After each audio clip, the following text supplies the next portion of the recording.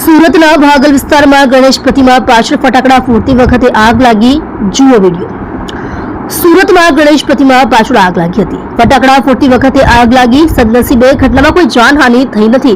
શહેરના બાવળ ચોરસના વિસ્તારમાં આ ઘટના બની છે. ફટાકડા ફોડતી વખતે ગણેશ પ્રતિમા પાછળ આગ લાગી હતી, જેમાં ગણપતિ વિસર્જન વખતેની ઘટનાથી અફરાતફરીનો માહોલ સર્જાયો હતો. સુરત શહેરમાં ગણપતિની વિસર્જન યાત્રા શરૂ થઈ હતી. સુરત શહેરમાં ગણપતિની વિસર્જન યાત્રા શરૂ થઈ છે, જેમાં ચૌટા પુલ પાસેથી વિસર્જન યાત્રા નીકળી છે, જેમાં વાજતે ગાજતે ગણેશની વિસર્જન યાત્રા નીકળી છે. ભક્તો ડીજે અને બેન્ડ બાજા સાથે નીકળ્યા છે. રાજમાર્ગ પર પોલીસનો ચાપતો બંદોબસ્ત છે.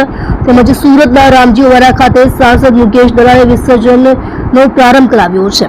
સુરતમાં શ્રીજીની 80,000 જેટલી પ્રતિમાનું વિસર્જન થશે. એસએમસીએ માટેની મૂર્તિ માટે તમામ ઝોનમાં કૃત્રિમ ઓવારાનું નિર્માણ કર્યું છે. વિઘ્નહર્તા શ્રી ગણેશ તેમજ તાપી માતાની પૂજા કર્યા બાદ ગણેશ વિસર્જનનો પ્રારંભ કરાવ્યો છે.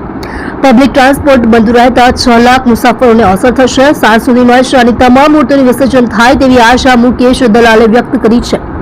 તેમજ રામજીવાડા ખાતે પ્રથમ ગણેશની પ્રતિમાનું વિસર્જન સાંસદ મુકેશ દલાલે કર્યું છે. સુરતમાં ગણેશ વિસર્જનને લઈ પબ્લિક ટ્રાન્સપોર્ટ બંધ છે, જેમાં સુરત સિટી બસ, બીઆરટીએસની 650 બસો નહીં દોડે. ગણેશ વિસર્જનને લઈ ટ્રાફિક ન થાય તે માટે નિર્ણય લેવાયો છે. પબ્લિક ટ્રાન્સપોર્ટ બંધ રહેતા 6 લાખ મુસાફરોને અસર થશે.